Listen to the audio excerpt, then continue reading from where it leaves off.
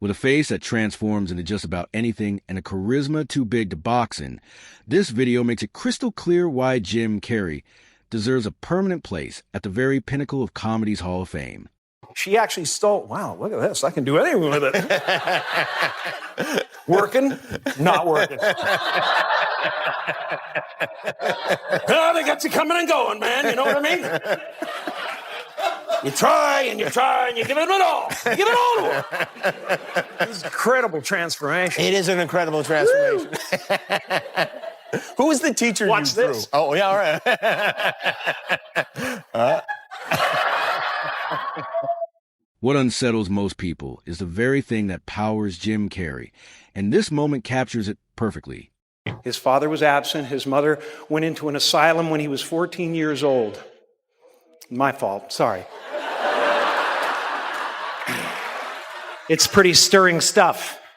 If dating's felt like an uphill battle lately, Jim Carrey once shared some wildly unconventional advice on the subject.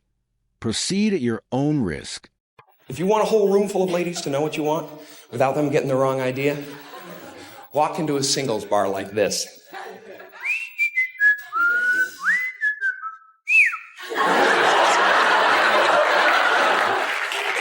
See, this puts out a definite message, you know?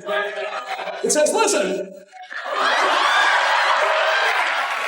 I could care less, but my crotch would like to buy you a beer. Hi. How are you? Are you? Yes, he is. You're the one that f***ed my mother. He's the one. You're on camera. It's okay. He said it. Yeah, no, it's okay.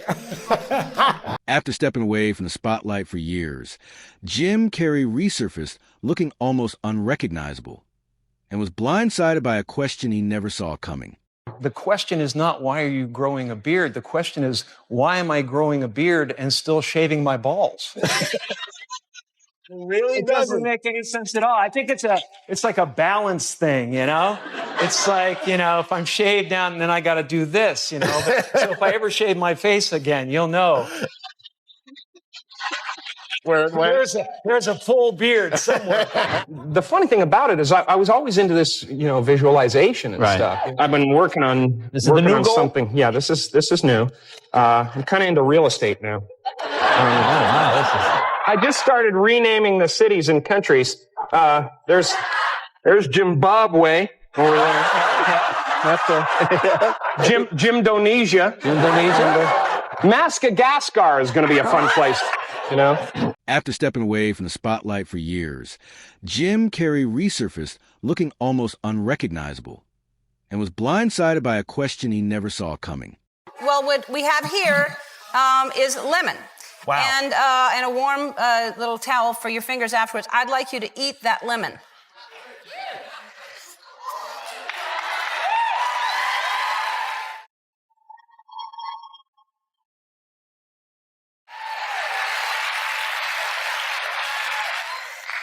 How's that? I made lemonade. Yeah. I wanted to talk to you because you're amazing and I'm so excited for you. Oh, it's thanks. incredible that you've gotten as far as you have with your obvious physical disadvantages. While Jim Carrey has a shelf packed with accolades, there was one glaring honor missing, and it's safe to say it struck a nerve. I'm here tonight to present the Academy Award for Outstanding Achievement in Film Editing. That's all I'm here to do. I didn't expect that to happen. Winning the Oscar is not the most important thing in the world. It's an honor just to be oh, God. Celebrities often grow weary of answering the same recycled questions, and Jim Carrey is no exception. Reporters, do they ask you the same questions day after day, or literally 10 times a day? You do. You get a lot of the same questions over and over again, but I don't mind, you know, as long as I can keep my answers changing and different. Like, ask me if I like working with the animals. Oh, okay. Now, do you like working with the animals? Is that fun? Yes, I do. Especially the monkeys. They're wonderfully unpredictable. Ask me again. Do you like working? What do you want from me? Yes! I like working with the Kind of like a praying mantis, it just shoves its food into its mouth and little tiny mouth parts break it apart, right? Exactly. That's the move. Very good. So, James, go ahead. Put your hand out, James. For decades, Hollywood has relied upon a special kind of magic to conjure movie heroes of all shapes and sizes. Of course, this magic I'm referring to is LSD. I might be reading that wrong. It's animation. Wow. I was way off. Sometimes when you watch this stuff, it's like anyway. It was hard to tell whether he was bragging or brilliantly poking fun at Hollywood's superficial side in this speech. Either way, Jim Carrey didn't lose a second of sleep over it. And when I dream, I don't just dream any old dream. No, sir. I dream about being 3-time Golden Globe winning actor Jim Carrey. Comedy often disguises deeper truths, and Jim Carrey has long used humor as a shield for his real emotions, sometimes at a cost. But we had a thing called the kidding face. The kidding face. The kidding face lets your friend know that you don't really mean what you're saying, and then he does the kidding face back to you, letting you know that that he understands that you're kidding. Well, it would be like, you're an idiot. Try it, go ahead. You look stupid bald. But being Jim Carrey, he couldn't resist flipping the switch in true, over-the-top fashion. That's just the one thing that I didn't really want you to touch on, and you did. It's all funny, puppet master, running everybody's lives, coming into another country. Ooh, I own the place, big deal. And guess what else? No one likes you, Conan. No one likes you, and you're gonna die alone! They said, just go, it'll be all right. Just get a mustache or something, get a little disguise. So I got this mustache, and I applied it, and I had thick glasses, I had a baseball cap. So I got inside there, and I was doing pretty good. And I was, hey, I'm pulling this off. Maybe this is the way I can live for the rest of my life. I got up to the vendor who's selling all this stuff, and I waited, and he didn't seem to be doing anything. So I looked up, and he was staring at me like this. Acting alongside Maya Rudolph or anyone of her caliber can be daunting for most, but Jim Carrey performs on an entirely different plane. At first, I was a little nervous. I didn't know what she'd be like. But lucky for me, she was open and willing to learn. Remember the time when you were in the middle of that scene and you were all over the place, hamming it up, eating the damn scenery, and I said, hey, Meryl, less is more. I also want to thank the Hollywood Foreign Press for acknowledging comedy. Jim, you know this. It's weird. Normally they look at comedians as like very special people. Thank you very much. And you allow us to be in the room with the adults you nominated. You even have a category for us, comedy and dancing. There's a lot of dancers who could have been up here tonight, but they didn't make it. They say the wealthier you become, the louder your laugh, and Jim Carrey proves it. That's really good. And Jim Carrey realized that truth fairly early in his career. It's a bit of pressure. I noticed that it changes you in little ways. Like it's changed the way I laugh at parties. Oh, really? I used to go, that's really funny. Now I go, oh!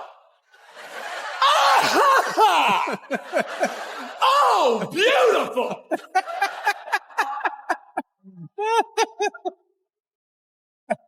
Have you guys heard this one? Oh!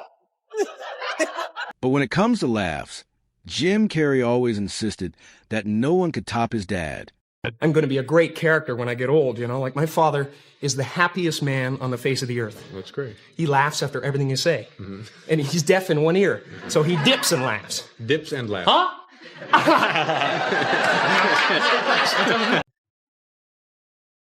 Right. Don't worry about that Ebola thing. Jim Carrey fully embraced the Jim Morrison persona during this award speech, and his tribute landed somewhere completely unexpected. Last, but definitely most important to me, I'd like to thank all the ladies. There's some fine-looking in this room tonight, I'll tell you that much.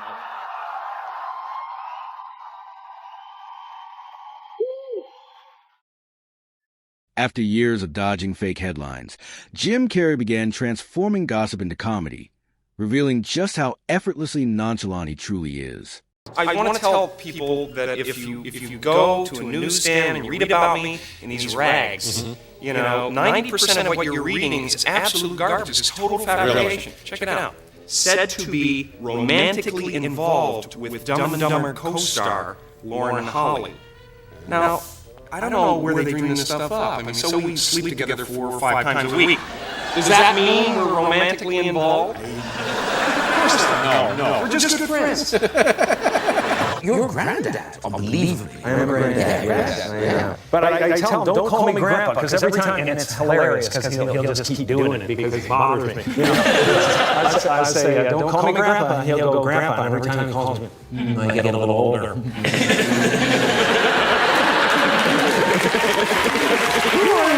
But I just gotta go out. I meet people, and it's always cool. You know, most of the time, you know, there's every once in a while there's somebody who asks for a little too much. You know, Like what do you mean? Like more than an autograph? yeah, well, they'll say something like, Hey, wait here. I'm gonna go have some kids. Then bring them back and meet you. or something like, oh, Mr. Carey, if my friends would kill me if I ever told them that I met you and I didn't get your underwear.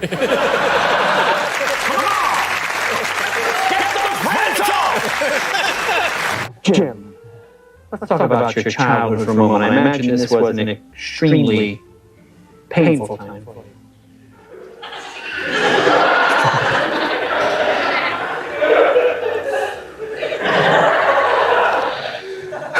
Here I go!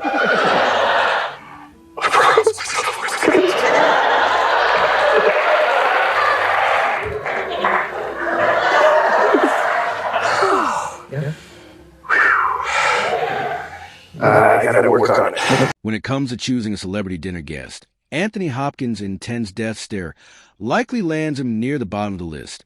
And Jim Carrey can vouch for that.